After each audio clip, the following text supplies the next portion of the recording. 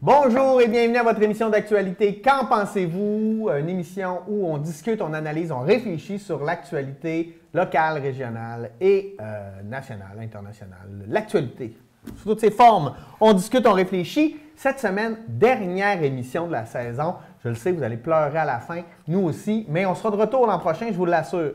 Cependant, on a décidé de faire quelque chose de spécial. Aujourd'hui, plutôt que de parler de l'actualité de la semaine, on va revenir sur les grands dossiers de la dernière année. Qu'est-ce qui nous a marqué? On en est où aujourd'hui, quand on réfléchit sur ces dossiers-là? Et avec moi, non pas une, mais deux extraordinaires personnes, des panélistes de qualité, pertinents, fascinants, sympathiques au quotidien, je vous le dis, je les aime d'amour. Monsieur Jules Simard. Bonjour. Salut, Jules Simard. Ça va bien? Oui, ça va bien. Et Madame Joanie Riendeau. Bonjour, Joanie. Bonjour, Pierre. Bonjour, Jules. Salut. Fait qu'on va tenter de ne pas avoir de cacophonie et de discuter sobrement de différents sujets. J'aurais le goût, pour commencer, de vous lancer la question. Ce serait quoi votre coup de cœur de la dernière année? Là? Quelque chose que vous avez trouvé de positif, de marquant pour la communauté, soit pour la région, ou pour la communauté, ou pour la MRC Marie-Chapdelaine? Moi, personnellement, oui, c'est sorti d'une situation dramatique de quelqu'un, mais en même temps, ça l'a vraiment sensibilisé. C'est quand la mairesse de la ville de Saguenay, dû à son accident de ski, a été sensibilisée à la réalité des personnes à mobilité réduite à la mairie. Pour toi, c'était positif, cet accident-là? Bien, c'est plutôt le résultat de l'accident, le fait que madame, elle a eu plus connaissance des défis qui sont invisibles tant qu'on ne les vit pas nous-mêmes. Donc, j'ai trouvé ça très intéressant que ça soit apporté sur la place publique. Oui, génial. Et toi, Jules? Ben, en fait, oui, c'est arrivé à quelqu'un. Oui. Mais quelqu'un qui, en fait, comme ça lui arrive et comme il est originaire du coin, ça réveille quasiment par la bande chez nous, chez moi. C'est la nomination de Jimmy Doucette comme metteur en scène donc de la prestigieuse, de même, là, la fabuleuse. Donc, il va être le nouveau metteur en scène donc, de la fabuleuse histoire d'un royaume, la fabuleuse qu'on appelle maintenant.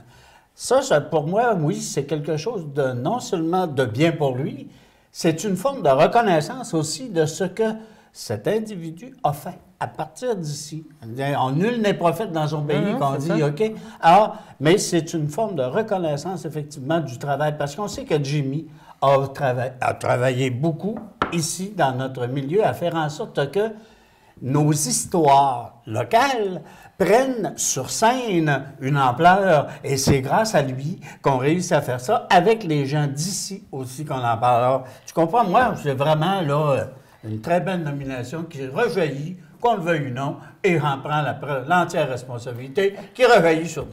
Oui, mais parfait. Je trouve aussi que Jimmy a le don aussi de mettre en valeur des talents d'ici. Oui. C'est vrai, c'est vrai.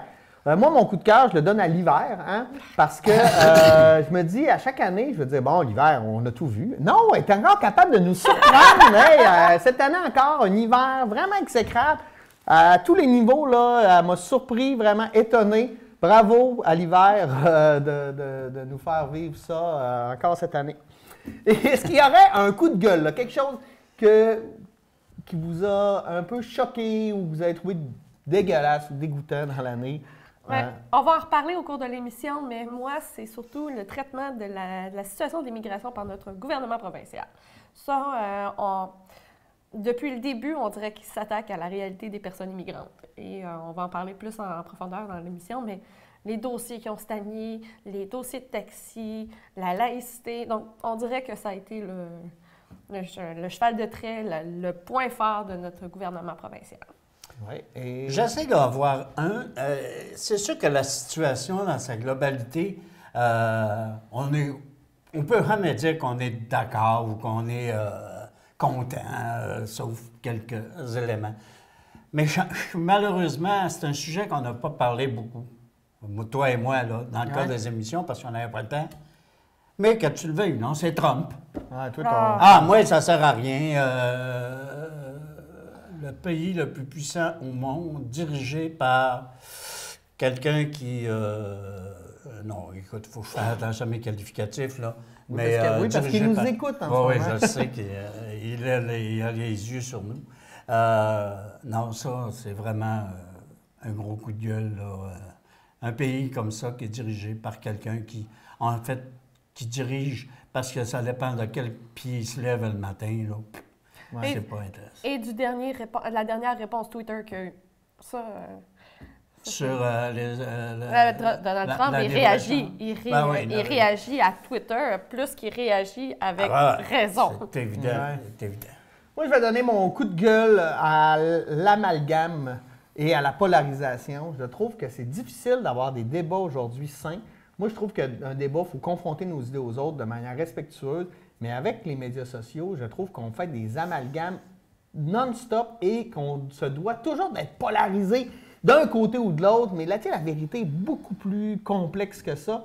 Mais on stigmatise d'emblée. Les médias ne nous aident pas, dont on en fait partie. Mais j'aimerais ça que les gens se montrent plus brillants que ça. Puis faire un débat sur les médias sociaux, c'est pas la place pour ça, j'ai l'impression. Il ne faut pas oublier, je pense, de confronter nos idées. Je reviens souvent là-dessus, mais quand tu as un débat entre 4 personnes qui sont d'accord, ça ne sert pas à grand-chose. Confrontons nos idées avec respect. C'est pas de la chicane, c'est de réfléchir. Hein? Puis si vous trouvez que le mot débattre est agressif, bien discutez sur les enjeux. Puis avec une certaine ouverture, je pense que c'est ce qu'il y a à faire. Donc mon coup de gueule va et aussi à l'hiver. Bon. Commençons avec un dossier important pour la communauté ici, c'est la disparition de la Pointe-Langevin.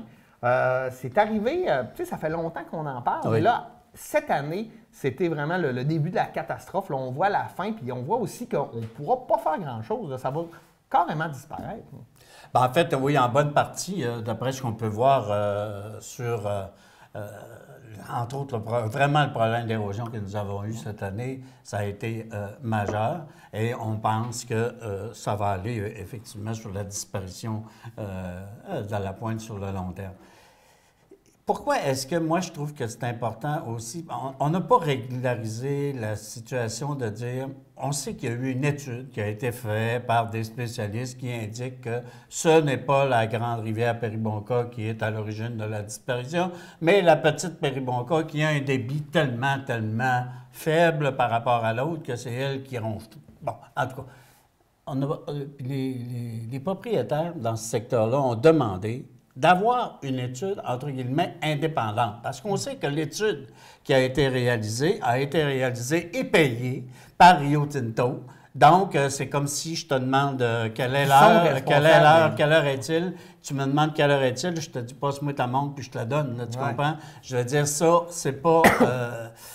je ne dis pas que les scientifiques qui ont été là-dedans ont été pas corrects, mais disons que c'est plus facile d'en arriver à une conclusion. Il y a toujours un biais éthique. Or, ce que les gens demandaient, c'est qu'il y ait à tout le moins une étude réalisée de façon indépendante qui pourrait être payée par le ministère de l'Environnement ou par le gouvernement du Québec, par une quelconque source. Et ça, là-dessus, nous pourrions à tout le moins dire, bon, ben voilà, tous les scientifiques s'entendent, là. Il paraît que la petite Péribonka est trop grosse, et puis c'est elle qui nous tue, alors que les débits qui sont dans la... Parce que là, on reste toujours avec un doute, oui. Puisqu'il y a un certain biais éthique quand une étude est payée par une entreprise qui est responsable de la gestion des berges. Donc, l'étude, en plus, va à son avantage. Puis on ne dit pas qu'il mente, on dit juste qu'il reste un doute. Si on avait une étude indépendante, on viendrait confirmer ou infirmer cette hypothèse-là. Et deux, on pourrait peut-être aussi partir sur d'autres bases, l'étude.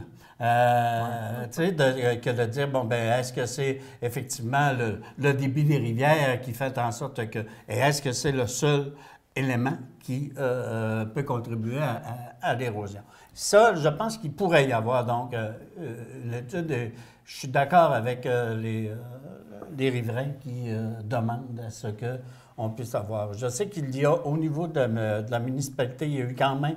le conseil de ville a quand même pris, non pas un leadership parce qu'ils ne peuvent pas intervenir là-dessus directement, mais à tout le moins pour faire en sorte qu'il y ait des fonds qui peuvent être pour aider à compenser les propriétaires qui, heureusement pour eux, mais peut-être malheureusement à la longue, voulaient être sur le bord de l'eau.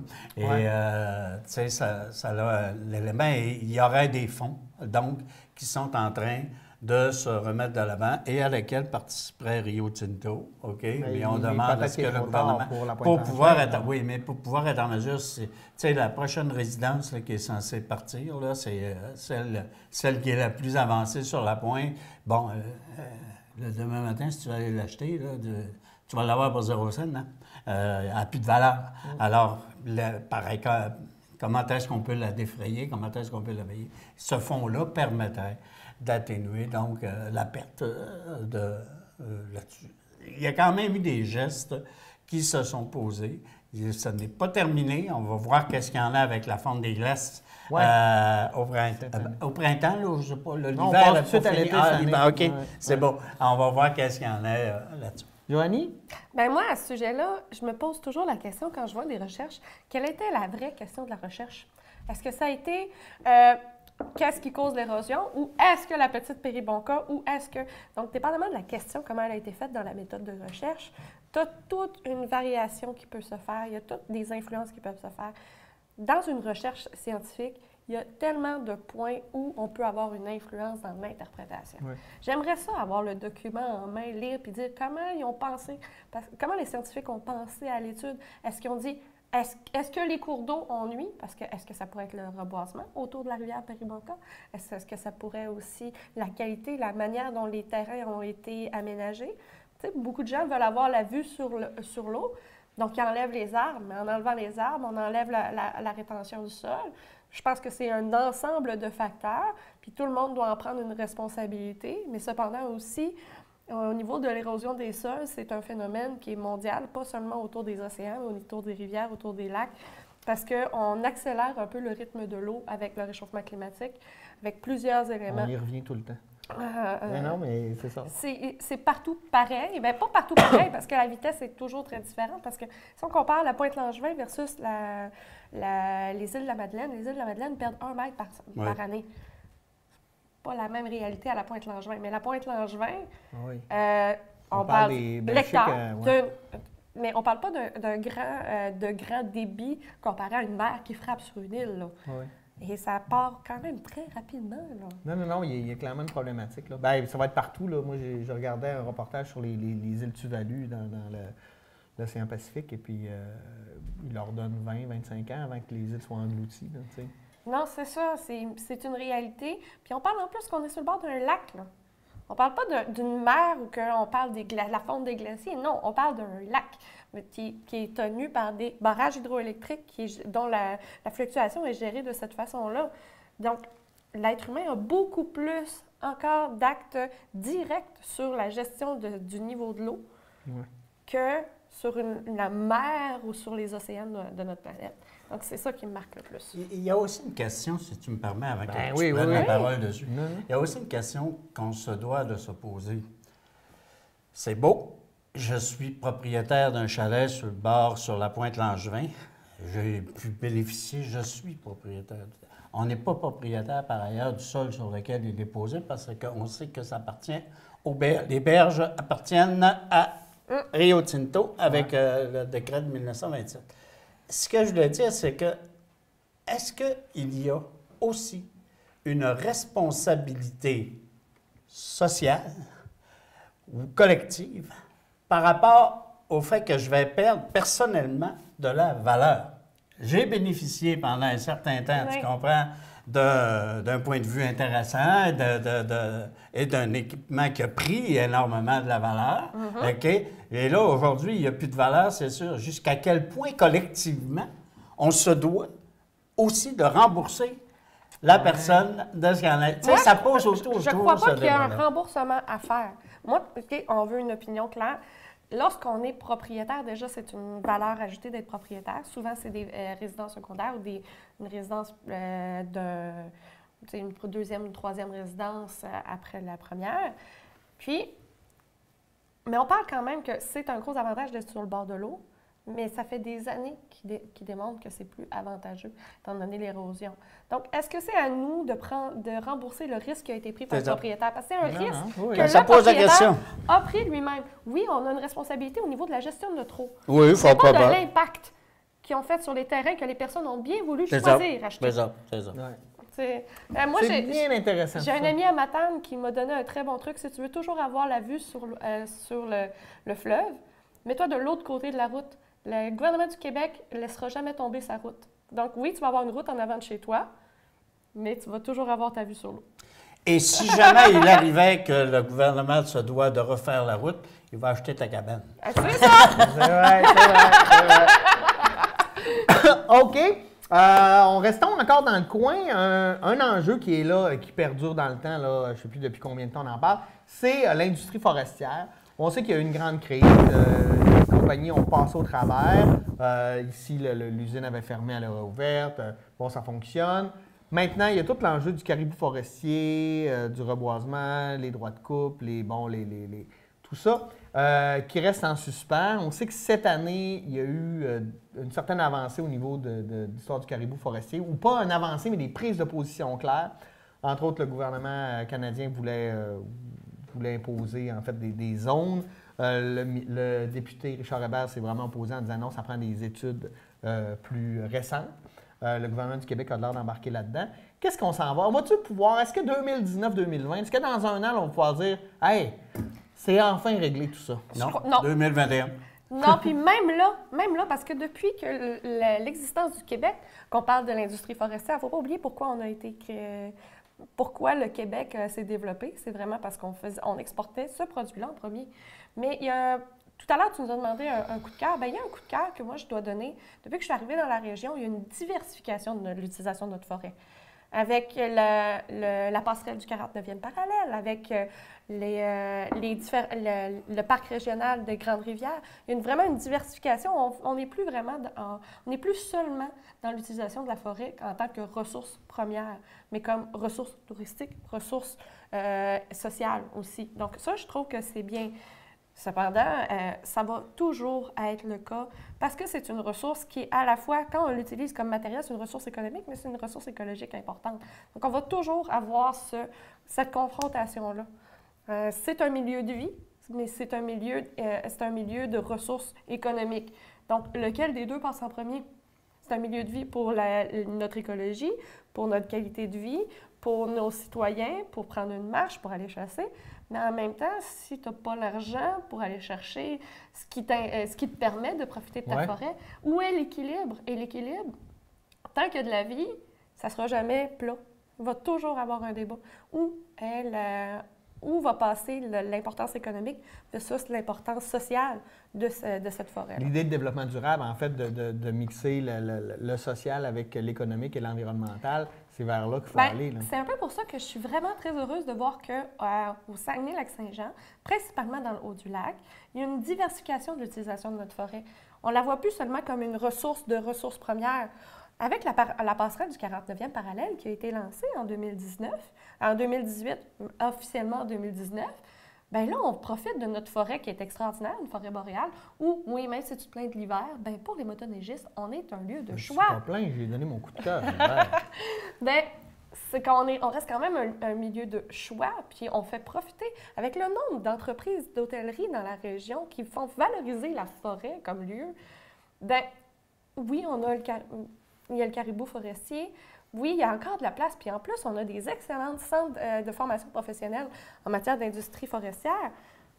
Mais comment on fait pour trouver l'équilibre entre notre utilisation sociale et notre utilisation économique de cette ressource? Et l'environnement. Il y a un élément sur la question du caribou forestier aussi. C'est que quand on a discuté la semaine dernière, on a amené le point où on a toujours su confronter le caribou forestier et la perte d'emploi. OK?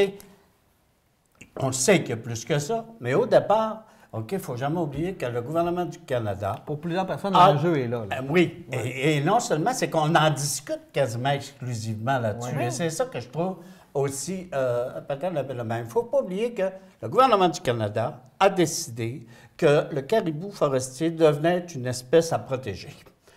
Le jour où tu as pris cette décision-là, là, il se retourne vers ceux qui doivent maintenant gérer la forêt, où se retrouve le caribou forestier, soit les gouvernements, entre guillemets, provinciaux, et dans lesquels on se doit, là, de mettre en application des normes. Et tout le débat, OK, depuis 2013, le débat est là-dessus.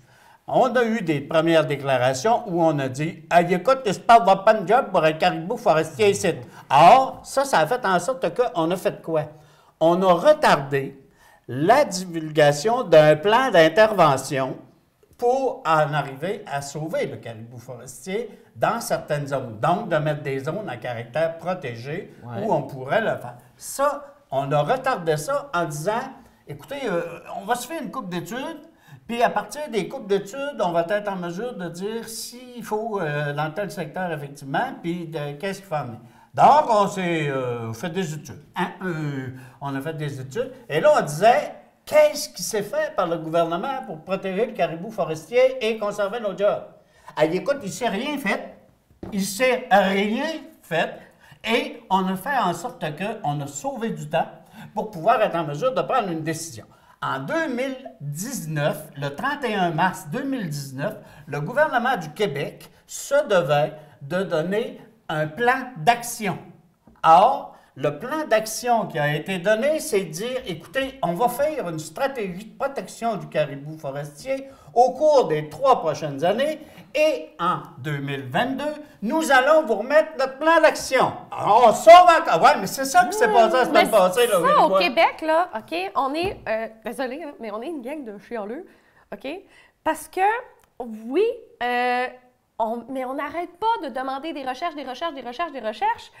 Même s'ils nous disent tout le temps la même chose, ben là, c'est parce que tant qu'on ne trouve pas la recherche qui vient répondre à vraiment dans notre sens, pour bien des gens, là, on se retrouve...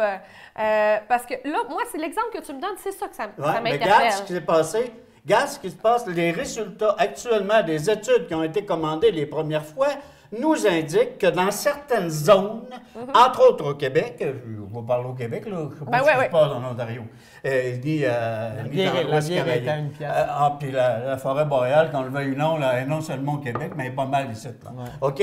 Bon, ceci étant dit, on a fait en sorte que ces études-là révèlent que dans certains des secteurs, on est en surpopulation de caribou forestier géribois, puis là, il faudrait peut-être arrêter, puis ça ne marche pas, là. Ça ne marche pas. Moi, ce que je il te faut dis par qu'on là, ait de meilleures études. Mais ce que je te dis par là, moi, c'est que on est toujours dans la recherche, mais c'est quand on arrive dans l'action. C'est quand on arrive dans l'action concrète, dans un plan d'action. Parce que, regarde, je travaille dans le domaine des ministères, dans le domaine des communications. Ça fait 20 ans qu'ils disent qu'ils vont le faire. Bien, c'est ça, je travaille dans le domaine communautaire, OK? Puis je vais donner un exemple très personnel qui est parallèle. Il n'est pas dans le même, mais parallèle. Là, on arrive, on fait une demande de subvention, puis on dit, on va faire un plan d'action, regroupant les plans d'action afin de faire un plan d'action plus efficace. J'ai regardé la personne, j'ai dit, c'est quand qu'on passe à l'action? Bien, c'est ça c'est... Tu sais, oui, on veut toujours être comme sûr de nos actions, on veut être sûr, mais à faire une preuve d'audace, d'ambition, puis de se dire, bien, regarde, je pense qu'on a tous les outils pour prendre une décision, puis avancer, puis on réétudiera sur le chemin. Parce que là, j'appelle ça des réunionites, là. Oui. C'est réunion par-dessus réunion pour jusqu'à dire, on va être d'accord. Mais quand on est d'accord, c'est qu'on est au pied du mur. Bien, c'est parce que ça nous prendrait, des gouvernements qui respectent leurs échéanciers, ce que j'ai jamais vu de l'histoire, là, de l'histoire moderne. Non, mais c'est vrai. On est toujours en train dans le cas du caribou forestier, pourquoi est-ce que le gouvernement du Québec a pris actuellement la décision de dire « Oui, on va vous en fournir un en 2022, on va vous en fournir un. En attendant, on va faire une coupe d'études pour pouvoir qu'on va prendre certains secteurs qu'on va vouloir protéger, mais là, on va demander à la population, voulez-vous qu'on la protège ou voulez-vous pas qu'on la protège? » Ça, au moins, il y a cet élément-là qui est un peu plus nouveau que ce que nous avions avant dans le décor. Au moins, il va y avoir une consultation des gens qui demeurent dans ces secteurs. Les utilisateurs de cette forêt. Oui, mais au moins, on va l'avoir. On n'aura pas juste la compagnie forestière qui va avoir été consultée. Ça c'est vrai que c'est le nouveau. Ce que je voudrais juste ramener, c'est que politiquement parlant, OK, le jour où je vais prendre la décision de sauver le caribou forestier, sais-tu ce qui va arriver? Il va arriver que tu vas en perdre des jobs. Parce que tu vas prendre des autres et tu vas dire, là, il n'y en a plus de coupe forestière. Fait que s'il n'y a plus de coupe forestière là, est-ce que je vais mettre mes coupes forestières ailleurs? Mais non, il ne les mettrait pas ailleurs. Là, tu es rendu trop haut. Mais là, il y a quelque chose. Moi, tu me dis ça m'apporte à un autre sujet qui a été le sujet de l'actualité, c'est la pénurie de main-d'œuvre. Tu perds des jobs, mais il y a du monde qui cherche des jobs aussi, qui cherche des employés. Oui. Puis, mais en fait, c'est parce qu'il y a aussi le fait que s'il y a 10 ans, quand on a commencé à réfléchir là-dessus, on avait fait une étude et un plan d'action direct. Aujourd'hui, on serait en train de sortir de notre paradigme de l'industrie et de l'amener ailleurs. Mais là, on retarde tout le temps ça. Donc, à un moment donné, il va falloir qu'il se passe quelque chose. C'est-à-dire que tu vas avoir un impact sur l'industrie forestière et tu vas avoir un impact sur les populations qui y vivent, qu'on le veuille ou non. Parce que le plan d'action est arrivé trop tard, parce que les... Non, non. Je vais te dire pourquoi je dis ça. C'est que... Je les adore, j'ai même pas besoin de parler. Parce que on a tellement retardé à passer à l'action qu'on se retrouve... Quand on va être d'accord, c'est qu'on va être au pied du mur. Oui, mais on ne pourra pas être d'accord. Tu vas avoir une étude qui va te démontrer, parce que la solution va reposer dans la protection de zones. On ne peut pas faire autrement. Parce que tous les spécialistes, j'ai eu l'occasion, heureusement, peut-être de discuter avec un des qui est à l'Université de Trois-Rivières, un des chercheurs sur la question du caribou forestier, qui a fait des recherches à l'échelle du Canada là-dessus. Et lui, là, il en voulait, non pas au fait qu'on ne puisse pas trouver une solution, on peut peut-être trouver des solutions, OK? Mais il en voulait au fait que l'industrie forestière, elle, se montre non pas responsable de la disparition du caribou forestier. Ce qu'elle dit, c'est que c'est pas vrai, que c'est pas... Oui, mais écoute, elle a aussi raison, il y a des études scientifiques qui le prouvent. Là, à un moment donné... Alors lui, ce qu'il disait, c'est... on doit se mettre ensemble afin de déterminer que peut-être certains secteurs vont pouvoir protéger le caribou forestier ou non. Et quelles sont les actions qui peuvent se faire? Peut-être qu'il peut se faire des actions de coupe de bois. Au lieu de faire des coupes de bois, de toute façon, des coupes de bois blancs n'existent plus, entre guillemets, théoriquement. Mais ce qui existe, c'est que peut-être que dans certains secteurs, au lieu de faire des coupes à blanc, pour pouvoir protéger le caribou forestier, on pourrait faire des coupes sélectives qui permettraient de... Et ça permettra peut-être aussi au caribou forestier de pouvoir se promener sans qu'il y ait trop d'arbres. Ça, c'est un autre problème. Ouais, moi, j'ai hâte qu'on fasse une bonne entrevue avec un caribou forestier pour voir ce qu'eux en pensent. Exactement. Mais tu sais qu'ils sont de plus en plus rares, fait que ça va nous prendre du temps à les trouver. Hey, merci pour cette belle discussion. C'est génial, c'est génial. J'ai rien à faire aujourd'hui. C'est pour ça que j'aime ça les avoir les deux une fois de temps en temps. Hey, nous, on prend une pause et on revient avec des sujets encore plus enflammés. À tout de suite. Hey, Hydro, là. À part de m'envoyer les factures, veux-tu me dire ce qu'ils font? Ben oui, avec plaisir. On fournit à 8 millions de Québécois une énergie propre à plus de 99 %. On développe des moteurs électriques, entre autres, pour les autobus scolaires. On bâtit le réseau de l'avenir grâce à nos technologies. Les sources d'énergie vont être diversifiées et les maisons vont être intelligentes. L'Hydro-Québec, la plus grande et puissante entreprise de notre peuple. OK. Wow! Puis on offre la facture Internet aussi. Ah. Hydro-Québec, une énergie propre à nous.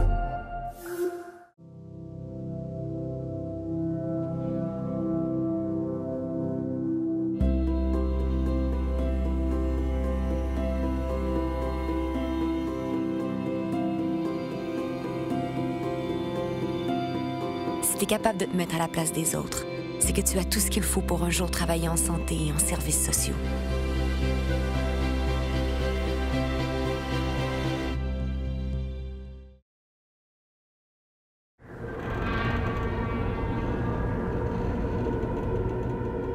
Les opioïdes du marché noir, ou ceux consommés sans ordonnance, tuent des gens comme lui.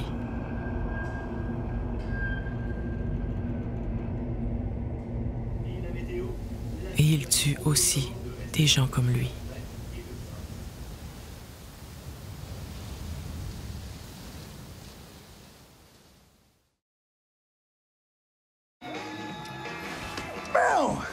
Voyons, qu'est-ce que tu fais? Je vais faire le tour du monde à vélo. Mais voyons, tu fais pas de vélo. Tu vas même pas au dépanneur à pied. Je vais rouler jusqu'à Vancouver, la Mongolie, Madagascar, la Terre de Feu, l'Alaska, l'Australie. On part pas faire le tour du monde à vélo du jour au lendemain comme on ne prend pas sa retraite sans l'avoir préparée. Ça évite bien des mauvaises surprises. Une retraite, ça se planifie. T'es où? OK. J'arrive dans 30 minutes.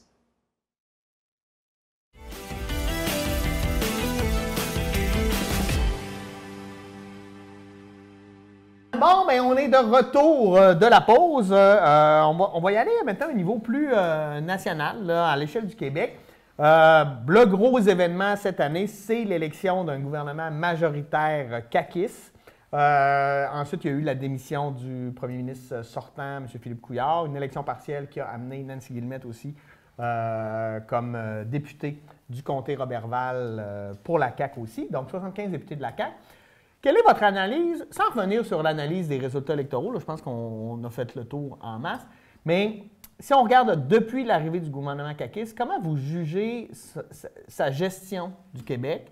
Non, mais c'est ça, positivement, parce que moi, je dois vous avouer que je suis surpris par certaines tendances, pas par d'autres, parce qu'on s'en attend avec l'idéologie du parti, mais j'avoue qu'il y a certaines positions qui m'ont surpris.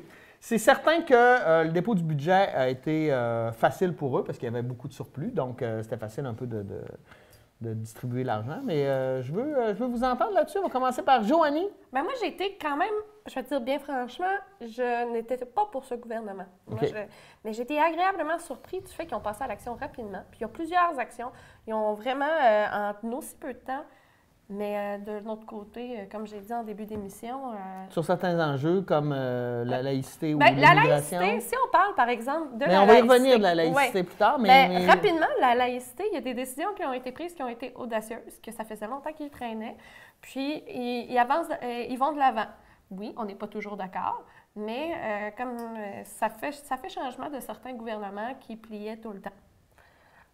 Ça ne plie pas de mon bord, c'est frustrant, mais au moins ça avance. On diminue beaucoup le statu quo qu'on a au niveau politique au Québec depuis des années. OK. Est-ce qu'on est encore en lune de miel, selon toi, là? Non. Non? On n'est plus non, du mais tout... depuis un mois, là, non. Non, puis je te dirais aussi que la CAQ aussi, je crois bien qu'ils l'ont vu, qu'ils n'ont plus la lune de miel, parce que quand on n'a jamais été au pouvoir, on ne sait pas quelles sont les responsabilités qui vont avec. Oui, il y avait des membres de la CAQ qui étaient dans des gouvernements précédents, mais en tant que caquiste, c'était la première fois. C'est la première fois en plus que, c'est la première fois que la CAQ rentre au pouvoir, et en plus, ils sont majoritaires. Donc, ils ont un pouvoir énorme en arrivant, sans avoir, je dirais, avoir eu l'occasion de préparer le terrain. Oui, il était mais en même temps, c'est ce qu'on voulait, du changement, un parti qui n'a pas été là, qui n'est pas pris dans l'espèce de mécanisme et le paradigme du fonctionnarisme et puis de la technocratie. Bien, c'est un peu pour ça que, oui, je suis vraiment contente parce qu'il y a des changements qui ont été faits de manière concrète. J'ai vu aussi des changements au niveau de la méthode politique aussi. Moi, je m'attendais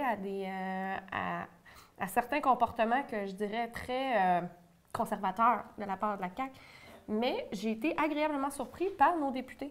Aussi, par exemple, la réaction de Mme Laforêt face au dossier Rio Tinto-Alcan. Là aussi, l'accessibilité de Mme Guillemette, moi, je me souviens au début d'émission, je la trouvais pas si accessible que ça, mais au contraire, dans mon milieu professionnel, là, elle se montre beaucoup plus accessible. On peut la voir, on peut facilement, avec ses attachés politiques, avoir des comptes rendus de dossiers qui nous tiennent à cœur. Puis, on voit que... donc, dans la méthode de travail, moi, je suis surprise. Pas tout à fait d'accord des décisions politiques, mais agréablement surprise de l'efficacité politique. Ouais, du pragmatisme, en fait, ça, on est beaucoup François Legault, là, très pragmatique. Tu lui redonnerais une note de combien sur 10? Bien, c'est parce que je peux pas donner une note globale, parce que... Bien, il donne un là. Je te dirais, au niveau de la gestion politique, un 6-7. Au niveau action politique, 5,5-6. OK. M. Simard, quelle est votre analyse du gouvernement en place après 6 mois? Là, on a eu un gouvernement qui voulait illustrer le changement. Ce que nous avons surtout comme changement, c'est le fait suivant, c'est que nous avons des politiciens et des politiciennes qui occupent maintenant un certain rôle, qui doivent faire une première école, c'est-à-dire comment est-ce qu'on est un politicien et une politicienne. Et on a pu assister là-dessus à des décisions des décisions qui ont été rendues qui sont sur le fait qu'on a peu d'expérience, entre guillemets, politique, sur la gestion politique, j'entends, et qui a fait en sorte que, ce gouvernement-là a dû reculer sur certains éléments. Par ailleurs, depuis le début de l'actuelle session, donc, depuis le début, on assiste là plus particulièrement à des décisions réelles par rapport à ce qui avait été dit lors lors de la campagne électorale, entre autres là, sur la laïcité, entre autres sur la question de l'immigration et aussi, bon, la gestion de Uber. Oui, mais tu sais, je veux dire, on a, là, il donne une réponse. Là. Il donne une réponse politique à une problématique sociale ou économique que l'on a dans le milieu et il la donne comme ils se doivent de la donner. Est-ce qu'elle plaît ou qu'elle ne plaise pas? On a vu qu'il y en a qui ne plaisent pas. Celle-là qui ne plaise pas, tu as eu des mouvements. Ça, c'est de la gestion démocratique normale. Tous les gouvernements font face à ça. On aura fait face à ça. Est-ce qu'ils vont tenir maintenant leur position et de quelle façon ils vont accommoder par rapport à la grogne, que de quelle façon... C'est là qu'on va voir par l'usure du pouvoir ce qu'il y en a. Autre point peut-être intéressant, c'est que ce gouvernement-là vient de se faire dire à au moins 3 reprises par le gouvernement fédéral, ce que tu viens de déterminer, c'est pas bon. Ouais. C'est pas le Canadian History et donc tu ne peux pas me faire ça comme ça. Alors, probablement que ce qu'on va s'attendre, c'est que si on vote les lois, la première affaire que tu vas avoir, c'est qu'ils vont se ramasser devant les tribunaux et on ne pourra pas donc les mettre en application. Donc, tu vas retarder encore et ça va être malheureux pour toi. Là. On va se ramasser encore trop tard. Mais là, ils vont appeler l'article 33, la clause dérogatoire. C'est ça qui... Oui, mais ils vont l'avoir. Ça, là-dessus, ils vont l'avoir. Mais elle va se faire contester immédiatement par... mais ils donnent beaucoup d'arguments aussi aux indépendantistes de cette façon-là. Ben, donc, je pense qu'il y a aussi... Je rentre pas là-dedans parce qu'il va virer rouge, mais je veux dire, c'est important parce que oui, c'est des décisions que les Québécois veulent faire. Puis là, on se fait bloquer par le gouvernement du Canada. C'est des choses qui sont audacieuses. Puis oui, il y a des choses qui doivent passer par la Cour. C'est important. Je trouve que... Non, mais... On peut se plaindre, oui, que ça ralentit sur ce point-là, oui, que ça passe par la Cour, mais ça va peut-être sensibiliser bien des gens sur le fonctionnement de la politique, le fait qu'on a 3 pouvoirs. Parce que si la politique choisit, mais que le système juridique dit non, bien, ça prouve qu'il y a un équilibre dans les pouvoirs. C'est arrivé souvent avec le gouvernement Harper, entre autres, là, qui se faisait revirer ses lois dans la Cour. Mais j'ai perdu mon intervention. Non, juste pour indiquer que ça, c'est un point fondamental. D'ailleurs, lorsque ce gouvernement-là a quand même été élu, il y a beaucoup de personnes et d'analystes très, très réputés qui ont déterminé que peut-être que ce serait le gouvernement le plus nationaliste que nous ayons eu au cours de la dernière décennie. C'est fort probablement le cas. D'ailleurs, il ne faut pas oublier d'où vient le goût. Mais cet aspect-là va démontrer que le fonctionnement du système fédéral, lui, il n'a pas changé. OK? Oui. Or, comme il n'a pas changé, même si tu as de nouvelles idées de changement, et ces idées de changement-là sont de faire en sorte, faudrait que ça te prenne un petit peu plus de pouvoir pour les avoir, bien là, on va se rendre compte, est-ce qu'il y en a? Est-ce que c'est la CAQ qui va nous permettre, dans le système actuel, de pouvoir être en mesure d'obtenir satisfaction? Les événements parce que même s'il y a de la grogne, puis on l'entend la grogne, là, la réalité, c'est que quand on regarde les sondages, il y a une grande majorité de la population qui est derrière le gouvernement sur les actions en place. Tu disais tout à l'heure, est-ce que la lune de miel est terminée? Madame, elle nous a dit que non. Moi, je te dis que oui. Pardon. Elle nous a dit que non. Mais moi, je te dis que oui. La lune de miel est encore là. Elle est encore là. Mais... Tu sais, moi, je te dirais que quand j'ai vu les élections puis j'ai vu les programmes, je me disais que c'était un parti populiste. Bien, clairement. Bien, d'un autre côté, je m'aperçois que c'est pas populiste gratuit comme on peut comparer avec Donald Trump. Oh, non, on parle vraiment d'une écoute de la population, d'une sensibilisation. Une écoute de ceux qui ont élu le parti aussi. Là, parce que quand on regarde qui a mis la CAQ au pouvoir, on s'entend que quand on parle de laïcité, les régions ne sont pas touchées comme Montréal, mais quand on regarde aussi la députation, les régions ne sont pas touchées comme Montréal.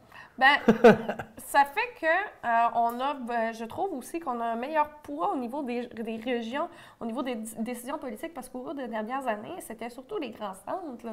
Ils prenaient les décisions en lien avec les grands centres qui ont plus de relations avec l'international, avec le national, mais les régions, qui sont des régions ressources, oui, mais qui sont quand même, si on n'avait pas les régions, les grands centres, ça ferait pas long feu, on se le dit bien franchement. Ben, puis dans le dernier budget, tu as vu quoi comme mesures qui peuvent favoriser les régions? Je te dirais que c'est pas tant dans le budget que dans les actions. Oui, mais à un moment donné, il faut que l'action vienne avec des pièces puis des scènes. Mais en tout cas, on peut parler rapidement de l'immigration. La régionalisation de l'immigration, c'est un dossier, oui, qui a été porté au cours des dernières années par les différents gouvernements.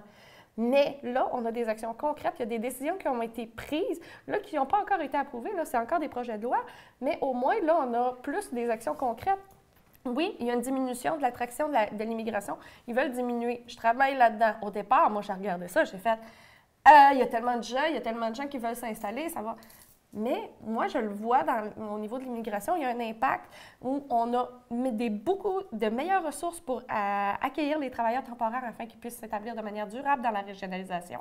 Donc, on a une régionalisation de l'immigration, une réponse à la pénurie de main-d'œuvre. On a vraiment on a la vision de Legault en tant que patronat, en tant que système économique. Oui, c'est ça. C'est l'économie d'abord, le reste peut-être. Le reste va venir après. C'est pas tant peut-être que le reste va venir après, mais comme dans n'importe quoi. On justifie beaucoup de tout par l'économie, de toute façon. Oui, mais quand on parle d'actions concrètes, moi, j'ai été impressionnée par le ministre Simon Jolin Barrette.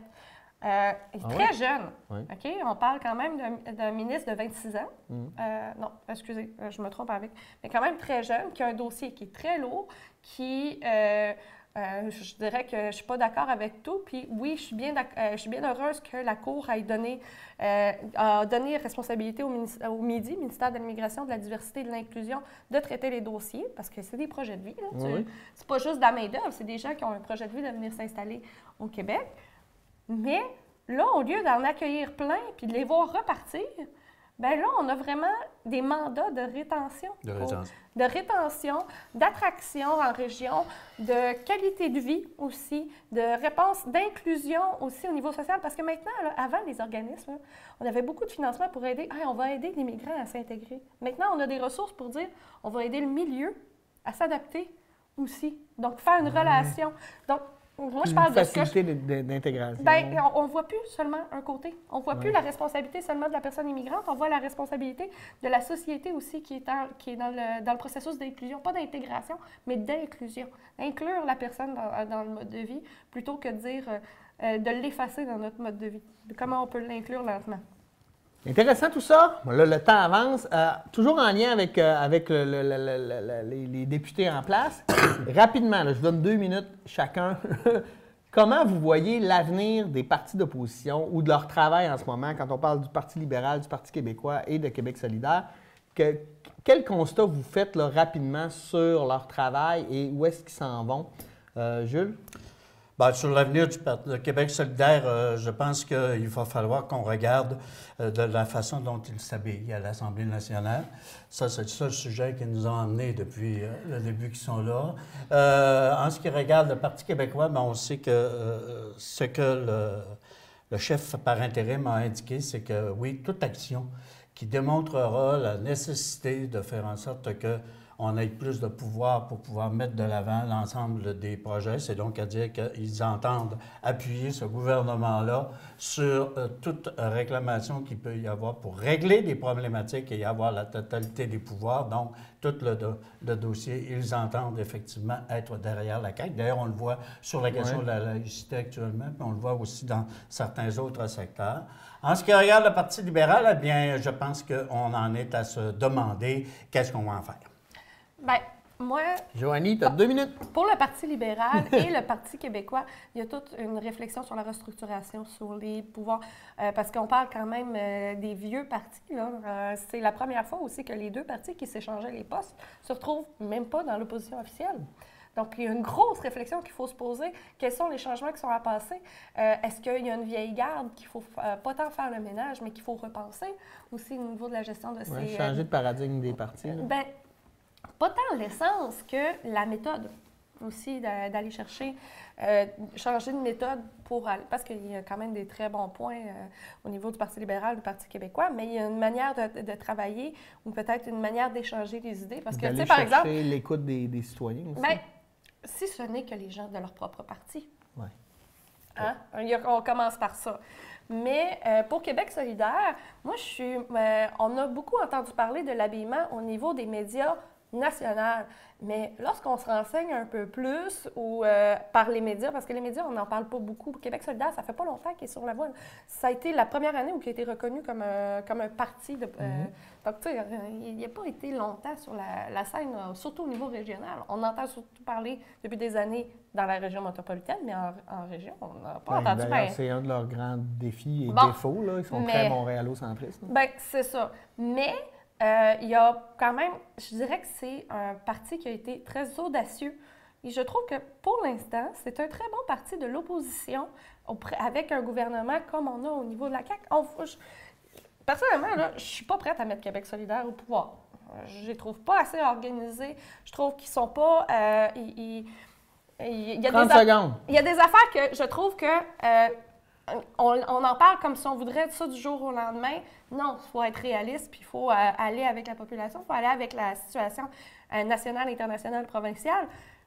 Mais pour répondre à la CAQ, pour donner un appui, pas pour donner un appui, mais pour démontrer les freins, pour faire le balancier, pour remettre au goût du jour des choses comme l'environnement, comme l'éducation, qui remettent des dossiers qui ne sont pas une priorité pour notre gouvernement actuel, ils sont à la bonne place.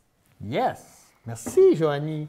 Dernier sujet, là, un peu plus tranquille, là, on va se calmer un peu. On va parler de la laïcité, sujet où il y a consensus, clairement. Donc, projet de loi, on voit qu'il y a quand même une partie de la population qui est derrière l'idée. Maintenant, on entend beaucoup en ce moment de spécialistes, d'intellectuels qui ne sont pas très tendres avec le parti. On a entendu Julius Gray, on a entendu même des gens parler. Là, je pense qu'on a exagéré. D'ailleurs, la personne s'est rétractée. On était rendu à parler d'épuration ethnique. Là, je pense que la personne aurait peut-être un constat historique à faire avant de parler de ça. Mais on voit beaucoup de manifestations. Les écoles anglophones de l'île de Montréal, entre autres. Vous vous situez où, vous, là-dedans, dans ce débat sur la laïcité? Qui veut commencer? Ben, vous avez un beau 5 minutes chaque, là. 5 minutes chaque, OK. Moi, je vais commencer très rapidement. C'est le fun qu'on aille en faire un plan. Mais là, il y a tellement d'étudiantes et d'étudiants en enseignement qui ont, oui, ils portent le voile ou ils portent des signes religieux qui ne sont pas agressifs. Le voile n'est pas un signe religieux en passant. C'est un signe culturel, ça n'a rien à voir. Moi, je suis tannée d'entendre ça, j'en peux plus. Mais ils sont quand même traités de la même façon au niveau du gouvernement. Bien, ceux-là, ça fait 4 ans qu'ils étudient, que c'est une vocation, qu'ils veulent le faire, tu viens de leur demander un choix, là. Mais pas l'étudiant. Ben oui. Non, la personne en autorité se doit de ne pas porter de signes religieux. Ben, pourquoi? Mais si je suis un étudiant ou une étudiante, puis que je me ramasse dans une salle de classe, là, je suis un individu. Je te parle de l'étudiant qui veut devenir enseignant. Celui que ça fait 4 ans qu'il est à l'université, que l'année prochaine, là, il allait avoir sa licence. Ouais. Là, ça fait 4 ans qu'il paye l'université. Ouais. Ça fait 4 ans qu'il veut le faire. Puis là, l'année qu'il veut le faire, ben, il dit, ben non, tu peux plus parce que faut que tu fasses un choix entre ton signe religieux ou ta... Donc, tu peux. Fait que tu fais la seule affaire, c'est qu'on te demande de ne pas avoir à exposer publiquement parce que tu es en position d'autorité. Tu n'as pas à exposer un signe religieux. Ça ne veut pas dire que tu ne peux pas le mettre chez vous quand tu es chez vous. Toute la discussion est sur c'est quoi le signe d'autorité. Je suis d'accord pour les juges, je suis d'accord pour les gardiens de prison, je suis d'accord pour les policiers, mais les enseignants... Pourquoi est-ce que tu n'étais pas en position d'autorité, toi, quand tu es enseignant? Je te dirais moi, que... là, quand j'enseigne. Non, puis même au niveau de... Moi, non. Pierre. Tu es en signe d'autorité, tu es en signe d'autorité. Tu es en signe d'influence, mais pas d'autorité. Hein? Moi, je suis un signe d'influence, mais pas un signe d'autorité. Ben, c'est quoi, là? OK, il va falloir qu'on définisse l'autorité? Ben, non seulement tu as un signe d'influence, mais tu es même en signe de pouvoir imposer des visions et des façons de voir. C'est un pouvoir coercitif. Ben, c'est ça. Ça, c'est l'autorité. Donc, le pouvoir de l'enseignant n'est pas un pouvoir coercitif. Non? Ah. Tu peux pas utiliser ni la violence systémique. Non. Tu peux pas utiliser la violence physique. Yeah. Tu vas vraiment présenter mais tu peux utiliser la violence des termes et des mots et tu peux utiliser la façon de penser. Ça, c'est pas de la violence. Selon moi, non. De l'idéologie, c'est pas de la violence. Faut pas oublier que... pas de l'idéologie. Non, mais ça dépend comment tu exprimes ton idéologie. Ça dépend aussi que dans un système où L'enfant peut être retiré de l'école, l'enfant peut être changé d'école parce qu'en plus, tu sais, dans ce projet de loi-là, ben oui, mais sauf les écoles privées. Les écoles privées, eux autres, ils peuvent garder leur signe. Je suis d'accord que là, moi, ça me gosse, les écoles privées. Le prof qui dit, moi, je vais aller dans le public, mais parce que je porte un signe religieux, ben je peux pas. Puis les seules écoles publiques privées bien vues, ben, c'est les écoles catholiques. On parle de la laïcité de l'État, là. Si 75... On parle de la laïcité. Non, mais le programme d'éducation, de toute façon, les écoles privées, ils sont financées à 60, sinon plus. 75 par... Fait qu'on on devrait arrêter de les appeler les écoles privées, parce que ça n'a rien à voir. On devrait arrêter de les subventionner. Ben oui, clairement. Moi, je suis parfaitement d'accord avec ça. Mais le vrai débat, il est là. Pour la question des écoles, le vrai débat, il est là. Oui, ça, je suis d'accord. Mais même là, je dirais... si on bloque puis on ne montre pas la diversité dès le plus jeune âge ou dès qu'on a une occasion que ça soit bien intégré, bien placé, parce que, tu sais, ils sont surveillés, là, comme les juges, comme les gardiens de prison sont surveillés sur leur pouvoir. Bien, pourquoi c'est pas présenté? Pourquoi c'est pas contrôlé? Pourquoi c'est pas donner une image positive des différences culturelles, des différences religieuses dans un cadre qui est protégé? Tandis que là, on va garder... On ne parle plus de la laïcité de l'État, on parle de la confessionnalité de l'État quand on parle de ça. C'est tout. Ouais, toi, Jules, t'en penses quoi? C'est ça, là. Moi, là, c'est un faux débat. On perd du temps, là, tu peux pas savoir. On perd énormément de temps pour régler les vrais problèmes que de nous amener ça. Moi, ce que je dirais, c'est que le jour où tu prends la décision de dire collectivement, l'État n'est pas un organisme confessionnel, et ça depuis 1995, par un amendement à la Constitution du Canada, nous avons réussi au Québec à le déterminer. C'est notre ami M. Brassard qui était ministre à ce moment-là et qui en avait réussi à faire en sorte que l'État du Québec est maintenant déterminé comme étant laïque et non pas confessionnel. Le jour où on a déterminé ça, là on se dit, écoute, si on est laïque, et puis que moi, je me présente devant une classe ou que je me présente devant une autorité comme juge en cours et que je porte une croix catholique sur le cou, aussi grosse que celle que l'évêque a, tu sais, ça n'a pas de place, ça, là. On n'a pas de... Ouais, mais c'est ça que ça veut dire, la laïcité. Ça veut pas dire... Ça veut dire, t'affiches pas quand tu es en position de donner des services de l'État, tu n'as pas à afficher ton... Mais tout le monde est d'accord pour les juges, pour les gardiens de prison. C'est les enseignants qui ont un problème. Moi, là, je vais donner mon point de vue. Pour vrai, moi, je comprends pas. Moi, je trouve que c'est nourrir la peur. En fait, là, moi, j'ai aucun problème à ce que le monde vive comme ils veulent. Et quand je vois une femme voilée, un gars avec une croix, peu importe, ça m'affecte zéro. Je ne vois aucun problème à ce qu'un juge aille. Peu importe. Je trouve que là, on est en mode peur et ça nourrit vraiment des clivages sociaux. Mais moi, je comprends pas que quelqu'un ait peur. Je veux dire, t'as peur de quoi, là? Le juge a une croix catholique, il va faire quoi? Je veux dire, lui, il fait son métier. On n'a pas de problème avec lui. Moi, la question, c'est la laïcité de l'État. La laïcité de l'État, ça veut dire... Ou on est confessionnel encore, puis on reste avec on reste la religieuse dans qui se présente là, avec son elle peut plus, là. Elle peut plus. Au niveau de la laïcité de l'État, là, OK, moi, je serais pas... si tu arrives et tu dis, on va présenter le créationnisme autant que l'évolution au niveau de la science, là, j'ai de problème. Mais là, quand tu arrives, puis que dans une situation où tu as une occasion d'avoir des échanges sociaux puis un meilleur partage, là, tu dis non, on va aseptiser ça, on va mettre ça tout le monde égal et on ne donne pas l'occasion, surtout au niveau de l'éducation, d'échanger sur les réalités culturelles. Parce que là, présentement... T'as encore des cours qui te donnent ça?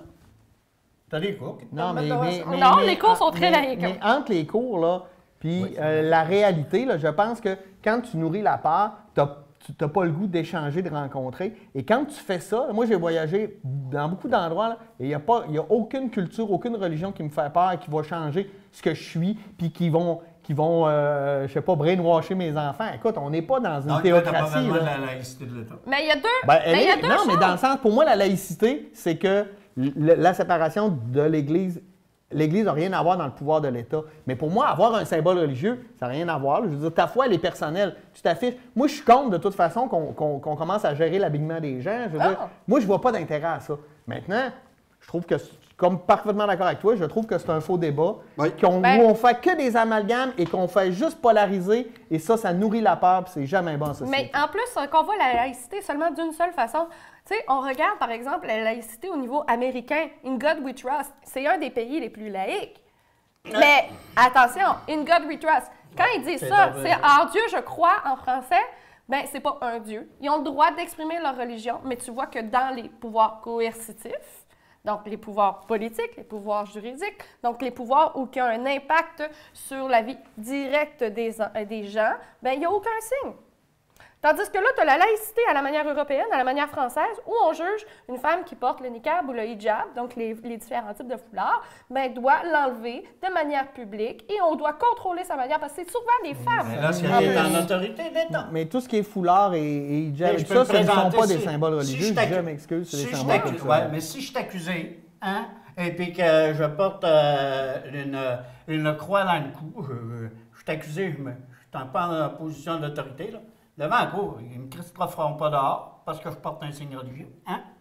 Je suis pas en autorité. Le juge, par exemple, je ne veux pas qu'il y ait de croix. Parce que là, je vais dire, ah, oui, t'as une croix, tu vas être sympathique avec moi. Gars, j'ai une croix, moi aussi, là. Mais c'est ça, c'est de douter de la compétence des gens. On met des gens en place pour leur compétence. Et là, parce qu'il y a une croix, on va douter de leur compétence. Je m'excuse, je suis pas d'accord avec ça. On est sur la présentation de signes qui te déterminent que, oui, tu es en position d'autorité au niveau d'un État laïque et compte tenu du fait que tu affiches des signes qui peuvent penser que tu es soit de telle façon, la grosse chance qu'on a, c'est que si je suis noir et que je suis blanc, au moins, j'ai pas de problème, je peux être laïque. Même si je suis blanc ou si je suis noir, hein? Sauf que... ouais, mais c'est... Moi, je pense qu'on a des problèmes pas mal plus complexes que ça. On est tous les d'accord. Hey, si on mettait autant d'énergie sur l'environnement, mon Dieu, on sauverait la planète. Oh oui. Hey, merci pour cette belle saison. Merci, Jules. Merci. Joanie. C'est toujours un plaisir. Oui. Nous, on se retrouve l'an prochain, à l'automne, en fait, prochain, pour une nouvelle saison de Qu'en pensez-vous? À moins qu'on soit coupé à cause de cette émission. On ne sait pas, on verra. Merci beaucoup. Passez un bel été si été il y a. Sinon, bonne saison qu'il y aura durant la saison normale de l'été. Et profitez bien. Merci beaucoup. Bon été.